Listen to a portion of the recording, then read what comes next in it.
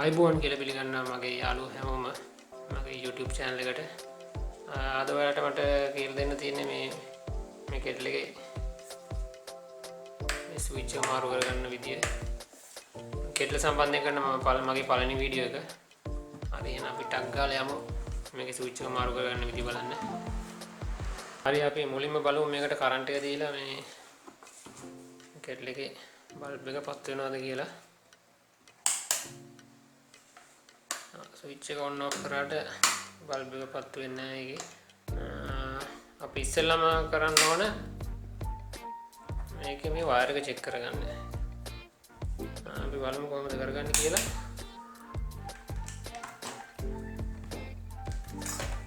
Wire එක check කරන අපි මල්ටිමීටර් එක තියෙන්න ඕන. මල්ටිමීටරේ දාගන්න බෂර් මෝඩ් එකට, ඒ කියන්නේ කනෙක්ටිවිටි චෙක් කරන මෝඩ් එකට දාලා අපි ඉස්සෙල්ලාම පේස් වයර් එක චෙක් කරමු. පේස් වයර් එක හොඳයි, නියුට්‍රල් වයර් එකත් හොඳයි. ඒ කියන්නේ අපි මේ වයර් කෝඩ් එකේ මොකුත් ප්‍රශ්නයක් නැහැ. ඊට පස්සේ අපි බලන්න ඕන කෙටල් එක. කෙටල් එක බලමු අපි මේ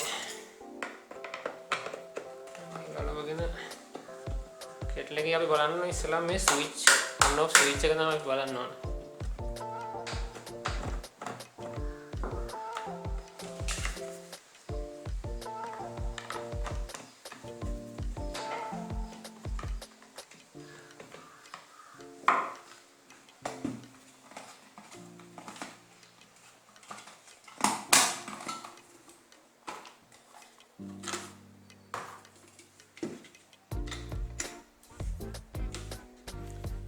කෙටල් එකෙත් පුළුවන් අපි මල්ටිමීටර් ආධාරයෙන් මේ කනෙක්ටිවිටි එක සම්බන්ධ වෙනවද කියලා මෙතන අක්ක දෙක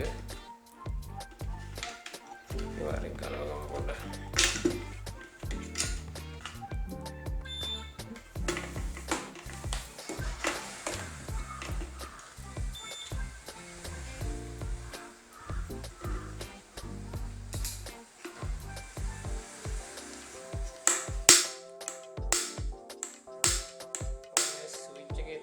ප්‍රශ්නේ තියෙන්නේ ස්විච් එක දැම්මට අපිට පෙන්වන්නේ නැහැ මේක කන්ටැක්ට් වෙන්නේ නැහැ.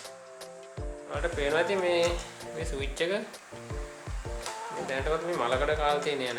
ඒ කියන්නේ මේ ස්විච් එකට වතුර ගිහිලා තියෙනවා. ඒ වතුර යන ප්‍රශ්නේ ගොඩක් කලාවට වෙන්නේ අපි මේකට දාන මේ වතුර ප්‍රමාණය හරියට තිබෙන්නේ නැතුනම තමයි වතුර උතුරනකොට ඒ වතුර ටික මේ ස්විච් එක හරහා යනවා. ඒ කියන්නේ අපිට ඔයාලට පේනවා ඉතින් මේකේ මැක්ස් කියලා වෝටර් ලෙවල් එකක් මේකේ සඳහන් කරලා තියෙනවා. වෝටර් ලෙවල් එකේ තමයි සාමාන්‍ය වතුර තියෙන්න ඕන. ඊට වඩා වතුර වැඩි වුණොත් තමයි මේ උතුරද්දි මෙතනින් ගිහලා ස්විච් එකට යන්නේ. හරි අපි ස්විච් එක තමයි දැන් මාරු කරන්න තියෙන්නේ මේකේ. මේකේ මේ යටත් තියෙන තව thermostat ස්විච් එකක්.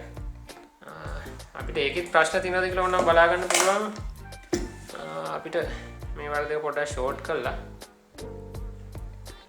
පාලා මේ පළපුරුද්දක් නැතුව මේ කරන්න යනවා. මොකද මේක 230 විදුලි සැපයීම තියෙන නිසා පළපුරුද්ද නැත්තම් මේ දේ කරන්න යන්න එපා. අපි මේව සම්බන්ධ කරලා කරන්ට් එක දීලා බලන්න මේක බල්බ් එක පත් වෙනවද කියලා.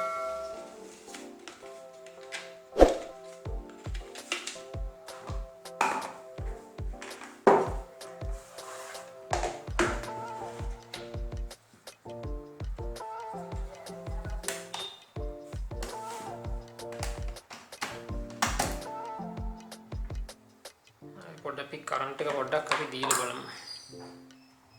දැක්කනේ එතකොට පේනවද බල්බ් එක පත් වෙනවා. ඒ කියන්නේ මේකේ සුඩ ස්විච් එකේ තමයි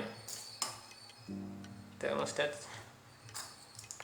මේ ස්විච් එකේ තමයි ප්‍රශ්නේ තියෙන්නේ. හරි අපි බලමු මාරු කරගන්න විදිය.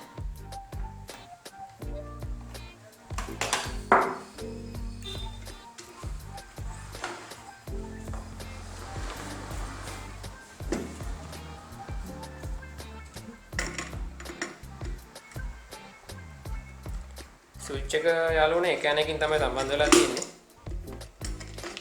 එනවා ඉතින් මේ දැනටවත් මේ යන මලකඩ කාලා තියෙන්නේ. ඔයාලට පුළුවන් නම් මේක මේ ස්ටේන්ලස් ස්ටිල් ඇන ටිකක් දාගන්න. එතකොට නැවත රිපෙයාර් කරද්දී හරි ලේසි ඒක.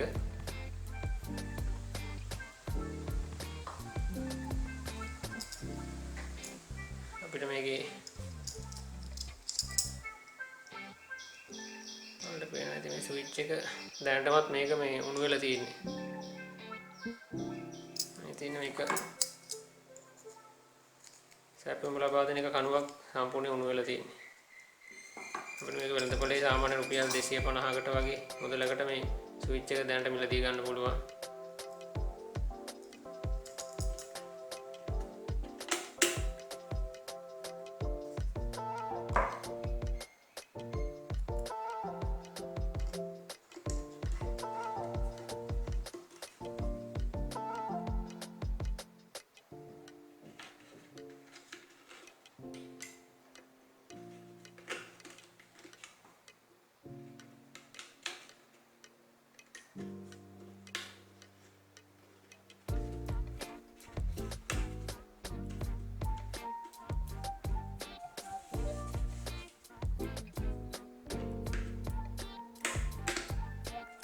බලමු නැවත කරන්ට් එක මේකට දීලා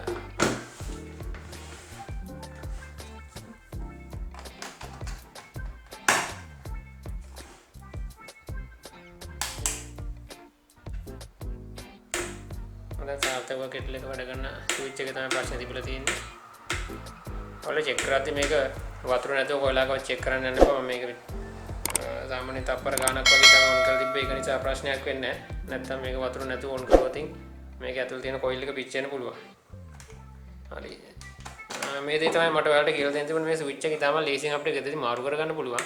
ඉතින් මගේ වීඩියෝ එක හොඳයි නම් ලයික් කරන්න, කමෙන්ට් කරන්න, ෂෙයා කරන්න. නැවතත් මේ වැනි කෙටල් එකකම වෙනත් දෝෂයක් ගැන වීඩියෝ එකක් මම අරගෙන ඉදිරිය ඔබ සැමට සුබ දවසක්.